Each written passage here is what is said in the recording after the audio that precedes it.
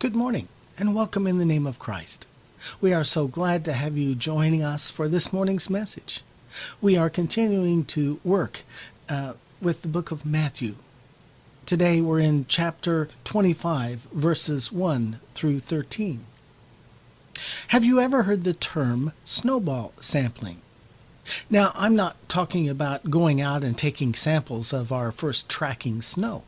Snowball sampling is a method used by sociologists to explore a targeted segment of society. In statistical research, snowball sampling is a non-probability method for studies or research limited to small groups of the population. The technique works like a chain referral system, where existing study subjects are asked to recruit additional subjects from their spheres of influence. This causes the sample group to keep growing, similar to how a snowball grows when it rolls downhill. Once the subject has been studied, the researcher asks the subject to find people with similar traits to expand the sample group. Here's how it works. Let's say our church decided to start a handyman ministry for young single moms. How would you first test to see if there was in fact a need for this kind of ministry? To do this, we could use the snowball sampling method. To begin with, we need to find 2 or 3 single moms and then determine if a handyman service is something that would be helpful for them. Then we could do a little brainstorming on how to organize a group of people with the necessary skills needed who are also willing to serve in this way. Then we could ask them to help us locate other moms who would like to participate. There was a movie that came out several years back where the main character used this same snowball sampling method. The movie was called The Help. Perhaps you saw it. The main character in the movie was named Skeeter. Skeeter wants to write a book from the point of view of maids serving Southern households. In order to begin, she first must find housekeepers who are willing to talk candidly about their experiences working as maids.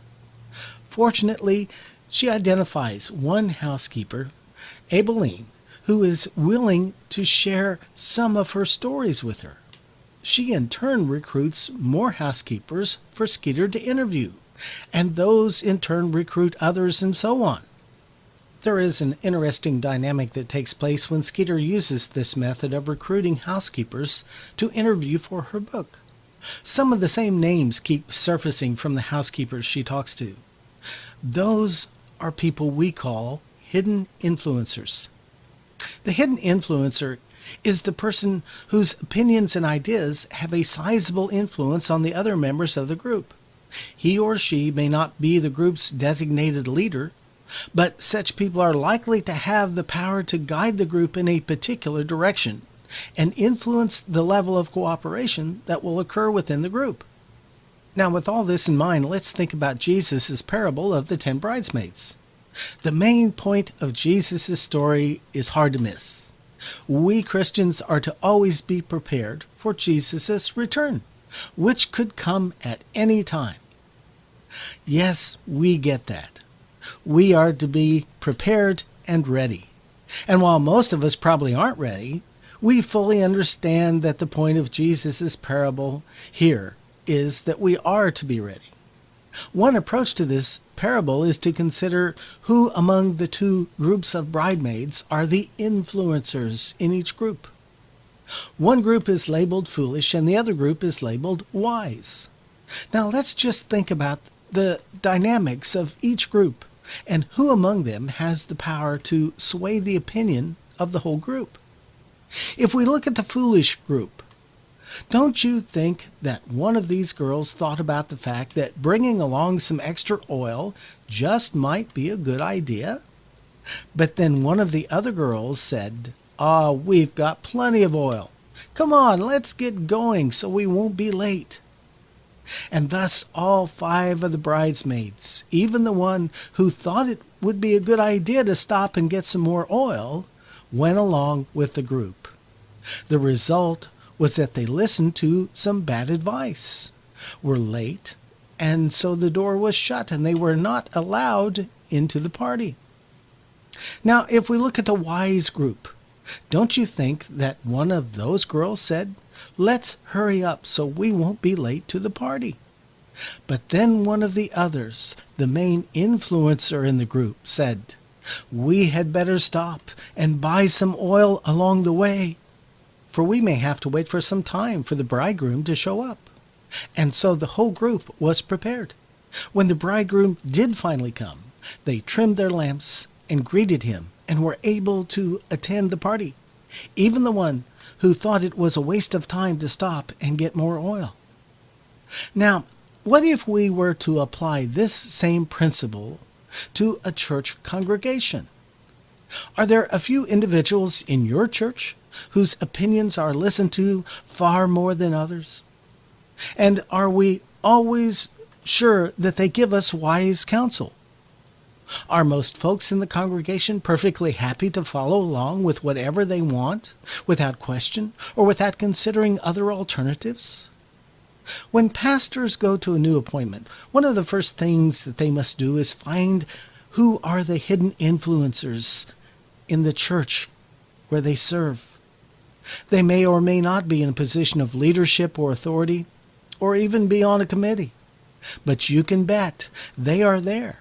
And many folks within that congregation will look to them when an important issue comes up and a decision must be made. When I first started into the ministry, I became good friends with an older retired minister who had served churches for over 40 years.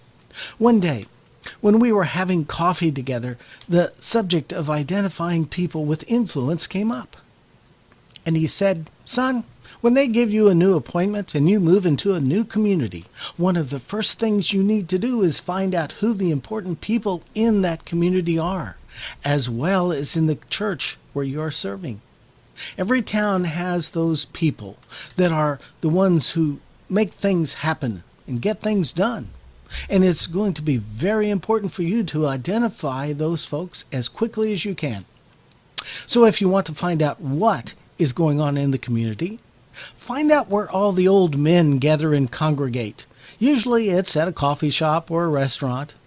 Go have coffee with them and just sit and listen, and you will soon learn what is going on in the community." And then he said, "Now, if you want to find out who is doing it, then you need to go down to the beauty shop."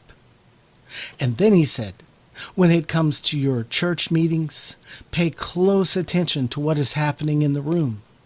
When I went to a new appointment, in the first board meeting or two that I attended, I would try to bring up something controversial, something that usually would involve change, something that I knew would make them uncomfortable and fall flat on its face.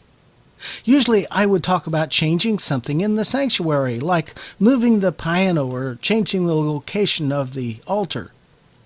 Then, after I had talked about what I wanted to change, I would just watch to see what kind of a reaction I would get from the people in the room.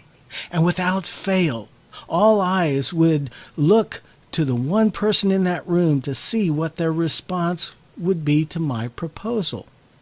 Now, what they said didn't matter, but that is how you identify who the hidden influencers are in your church or in any other organization you decide to become a part of.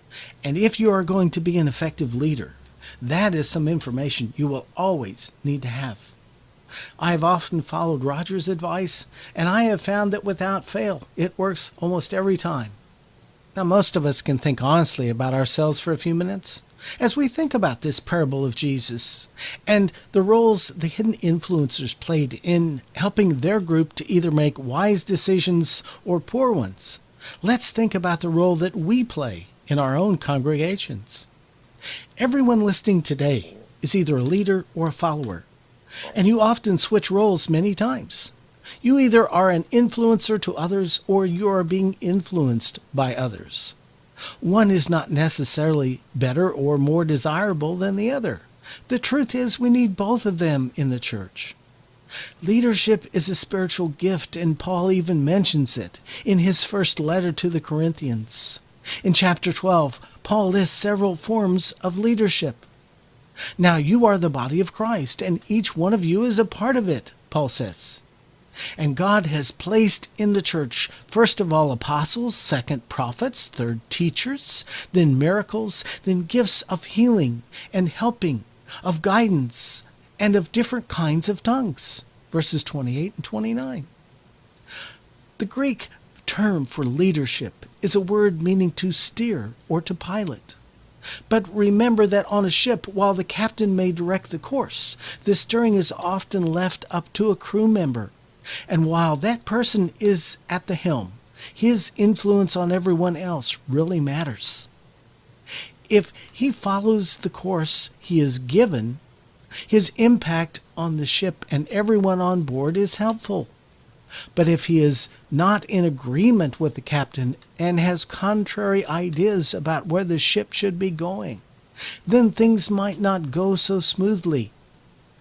And if he then acts on his opinion, there will soon be problems for everyone on board. So if there are some of you listening today who believe that you are an influencer in your congregation, it is important that you exercise that gift with caution. Quality leadership in the church is always tempered with prayer and careful searching for God's will. Leading responsibly is not just an opportunity to push your own agenda. Unfortunately, there are many sad examples of this taking place. People trying to push their own agendas often cause much unrest in a congregation. They can bring much dissension and strife into a church, can even cause church splits to take place. And in my opinion, there is no worse witness for Christ than a bunch of backbiting, contentious Christians, all fighting merely to get their own way. If you are an influencer and have the ability to guide others in their decisions, use that gift to personify the good news of the gospel. Use your gift of influence to guide your congregation in a direction that will help the church accomplish great things for the cause of Christ. If you do, you will be counted among the wise who are prepared and ready to do the good work of the whole kingdom. We who follow Jesus must always remember the two rules Jesus gave to us, and we must apply them in all the things we do for the church.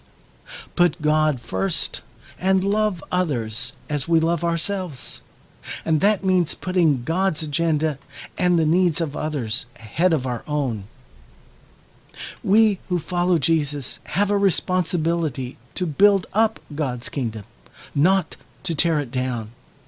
If our aim is to please God above all else, we will not only be effective witnesses for Christ and represent the Christian faith well, but we will also be a blessing to others. So let's leave the planning up to God, and we will be responsible for the preparing, so that we may be salt and light. Amen.